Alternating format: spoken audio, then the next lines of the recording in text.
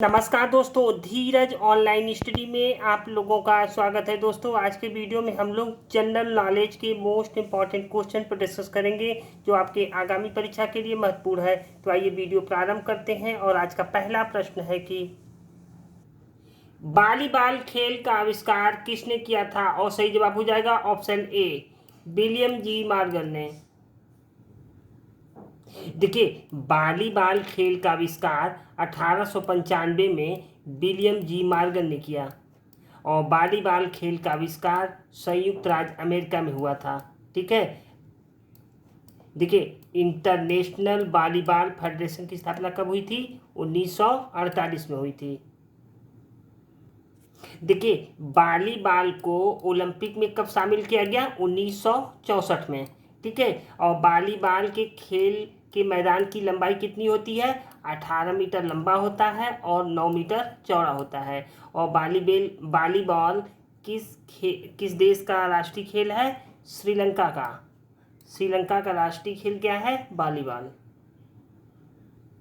अगला क्वेश्चन है, देश की पहली महिला चिकित्सक कौन है? देखिए, सही जवाब हो जाएगा ऑप्शन बी, कादम्बिनी गांगुली।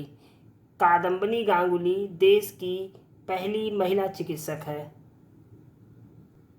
देखिए, भारत की पहली महिला चिकित्सक कौन है? डॉक्टर कादम्बिनी गांगुली हैं। ठीक। देखिए, कादम्बिनी गांगुली का जन्म कहाँ हुआ था? 18 जुलाई 1861 में भागलपुर में हुआ था। ठीक है। और उन्होंने 1886 में चिकित्सक की डिग्री प्राप्त की थी और इसके बाद इंग्लैंड जाकर स्त्री रोग का अध्ययन किया और फिर वापस आकर निजी प्रैक्टिस शुरू की थी। ठीक। अगला क्वेश्चन है, मोनाल किस देश का राष्ट्रीय पक्षी है? और ऑप्शन है नेपाल, भूटान, बांग्लादेश और मालदीव। देखिए, सही जवाब हो जाएगा ऑप्शन ए, नेपाल। मोनाल किस देश का राष्ट्रीय पक्षी है? नेपाल का है। ठीक। देखिए, मोनाल नेपाल का राष्ट्रीय पक्षी है। उच्च हिमालयी क्षेत्रों में पाए जाने वाला पक्षी मोनाल एक सुंदर और आकर्षक पक्षी है। ऊंचाई एवं घने जंगलों में यह पाया जाता है। ठीक। देखिए, मोनाल उत्तराखंड का राज्य पक्षी भी है। देखिए, नेपाल का राष्ट्रीय पक्षी है मोनाल और उत्तराखंड का राज्य पक्षी है। ठीक। देखिए, भूटान का राष्ट्रीय पक्षी का क्या नाम है? कामन रेवेन। क्या नाम है? कामन रेवेन। और बांग्लादेश का राष्ट्रीय पक्षी का क्या नाम है? मैगपी रॉबिन।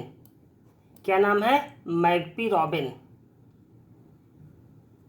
अगला क्वेश्चन है, स्ट्रेटोस्फेयर में पाए जाने वाले ओजोन की मोटाई नापी जाती है किसमें?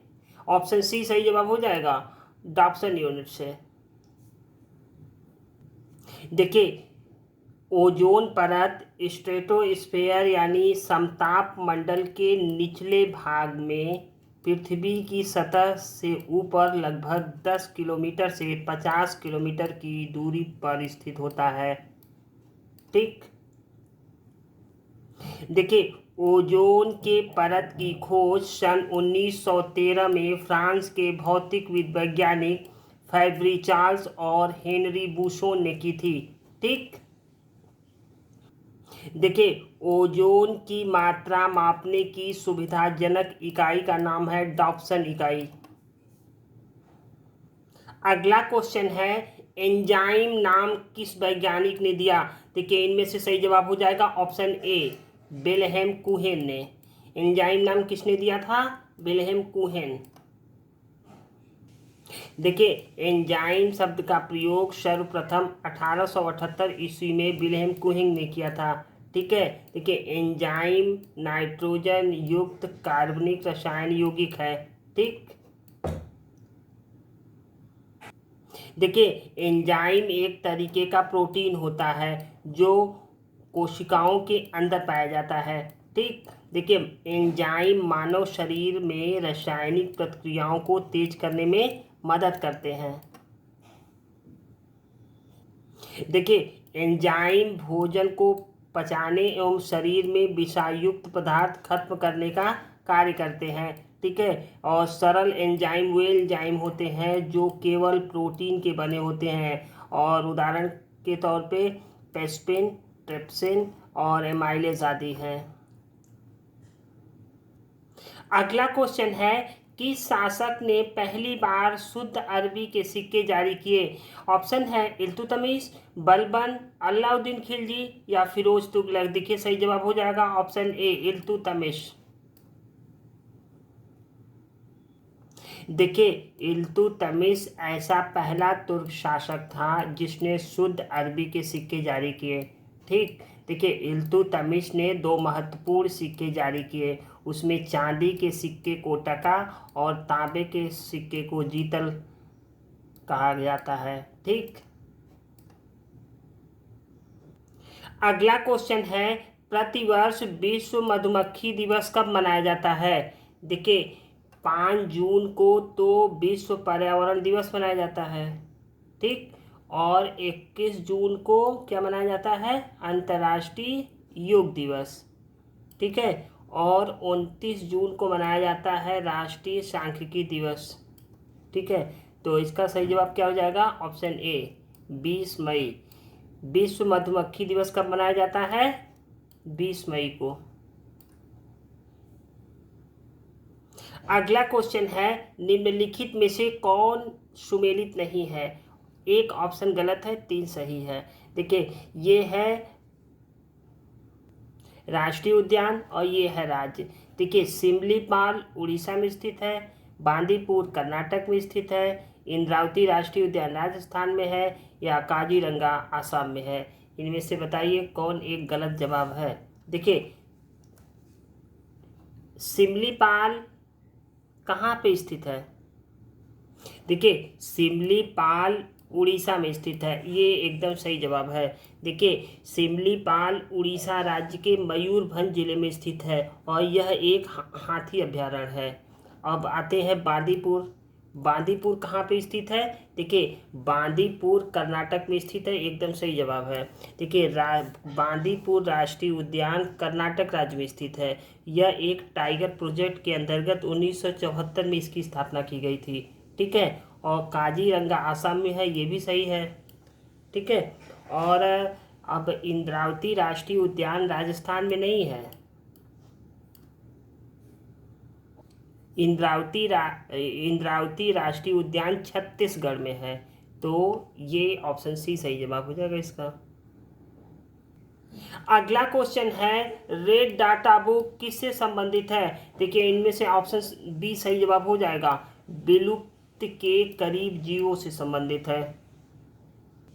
देखिए रेड डाटा बुक विलुप्त प्रजातियों की जानकारी एवं उनके आंकड़ों से संबंधित है। ठीक है, देखिए प्रथम रेड डाटा बुक 1 जनवरी 1972 को जारी हुई थी।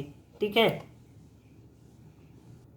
देखिए विश्व स्तर पर विभिन्न जीवों एवं पादप प्रजातियों के संरक्षण स्थिति पर निगरानी रखने वाला सर्वोच्च संगठन है रेड डाटा बुक।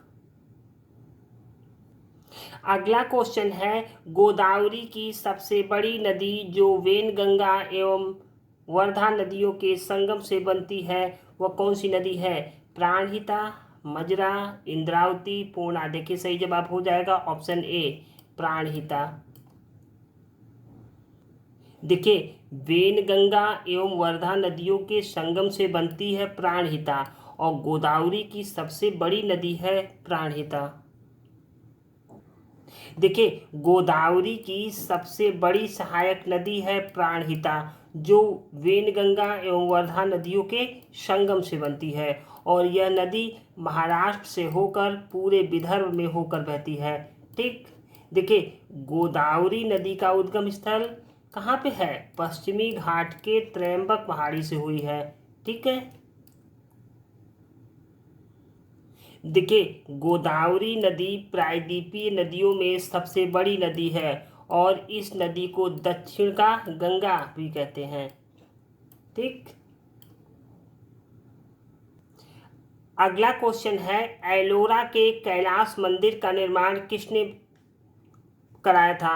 और ऑप्शन है कृष्ण प्रथम, ऑप्शन बी राजराज प्रथम, ऑप्शन सी राजेंद्र प्रथम या ऑप्शन डी विष्णुवर्धन। देखिए इनमें से सही जवाब हो जाएगा ऑप्शन ए कृष्ण प्रथम। एलोरा के कैलाश मंदिर का निर्माण किसने कराया था? कृष्ण प्रथम ने। देखिए एलोरा के कैलाश मंदिर का निर्माण राष्ट्रकूट शासक कृष्ण प्रथम ने कराया था। ठीक, देखिए एलोरा का कैलाश मंदिर महाराष्ट्र के औरंगाबाद जिले में प्रसिद्ध एलोरा की गुफा में स्थित है। ठीक, देखिए यह मूर्ति दुनिया भर में एक ही पत्थर की शिला से बनी सबसे बड़ी मूर्ति है। ठीक है, अगला क्वेश्चन है मनिका बत्रा का संबंध किस खेल से है? ऑप्शन है टेबल टेनिस, शतरंज, जिम्नास्टिक, क्रिकेट। देखिए सही जवाब हो जाएगा option A table tennis. Manika Batra का संबंध किस खेल से है? टेबल टेनिस से है। अगला क्वेश्चन है हक ए शर्ब नामक सिंचाई कर लगाने वाला दिल्ली का सुल्तान कौन था? ऑप्शन है बलबन, अलाउद्दीन खिलजी, मोहम्मद बिन तुगलक या फिरोज तुगलक। देखिए इनमें से सही जवाब हो जाएगा ऑप्शन डी फिरोज तुगलक। हक ए शर्ब नामक सिंचाई कर लगाने वाला दिल्ली का सुल्तान कौन था? फिरोज तुगलक। अगला क्वेश्चन है निम्नलिखित में से किस गैस को स्ट्रेजर गैस भी कहते हैं? नियान, आर्गन, जीनान और हीलियम। देखिए इनमें से सही जवाब हो जाएगा ऑप्शन सी जीनॉन। स्ट्रेजर गैस किसको कहते हैं? जीनॉन को। देखिए जीनान एक अक्रिय गैस है। जीनान शून्य वर्ग में आता है और इस वर्ग में वे तत्व रखे गए हैं जो रासायनिक दृष्टि से अक्रिय गैस होते हैं, अतः इसे स्ट्रेजर गैस भी कहते हैं। ठीक, देखिए अक्रिय गैस उन गैस को कहते हैं जो रासायनिक अपक्रियाओं में भाग नहीं लेते और सदा मुक्त अवस्था में रहते हैं। ठीक, अगला क्वेश्चन है पर्यावरण की रक्षा के लिए अंतर्राष्ट्रीय संस्था कौन सी है? देखिए इनमें से सही जवाब हो जाएगा ऑप्शन सी यूएनईपी। देखिए United Nation Environment Programme UNEP संयुक्त राष्ट्र पर्यावरण कार्यक्रम की स्थापना 1975 में की गई थी और इसका मुख्यालय कहाँ पे है? नैरोबी में। ठीक है, अगला क्वेश्चन है आधुनिक ओलंपिक खेलों में महिला जिम्नास्टिक किस वर्ष शुरू की गई थी? 1924, 1928, 1932 या 1936। देखिए इनमें से सही जवाब हो जाएगा ऑप्शन बी 1928। आधुनिक ओलंपिक खेलों में महिला जिम्नास्टिक 1928 में प्रारंभ हुई थी। अगला क्वेश्चन है उच्च न्यायालय को रीट जारी करने का अधिकार प्राप्त है? अनुच्छेद 110, अनुच्छेद 155, अनुच्छेद 226 या अनुच्छेद 243। देखिए अनुच्छेद 110 में किस चीज़ की व्यवस्था की गई है? देखिए अनुच्छेद 110 में धन विधेयक के बारे में बताया गया है। ठीक है, और 155 के अंतर्गत किसकी व्यवस्था की गई है? देखिए राज्यपाल की नियुक्ति के बारे में अनुच्छेद 155 है। ठीक, और पंचायतों का गठन अनुच्छेद 243 के अंतर्गत किया गया है। ठीक है, तो उच्च न्यायालय को रीट जारी करने का अधिकार प्राप्त है किस अनुच्छेद में? अनुच्छेद 226 में। अनुच्छेद 226 में सही जवाब है राइट आंसर। अगला क्वेश्चन है किस मुगल सम्राट के समय भारत में तंबाकू की खेती पहली बार आरंभ हुई? ऑप्शन है हुमायूं, अकबर, जहांगीर, शाहजहां। देखिए इनमें से सही जवाब हो जाएगा ऑप्शन सी जहांगीर के शासनकाल में। देखिए भारत में तंबाकू की खेती पहली बार प्रारंभ हुई थी जहांगीर के शासनकाल में। Right answer option C. दोस्तों ये रहा आज का अंतिम प्रश्न। ये वीडियो आप लोगों को कैसा लगा? अच्छा लगे तो लाइक, सब्सक्राइब और शेयर जरूर कीजिएगा। Thank you for watching.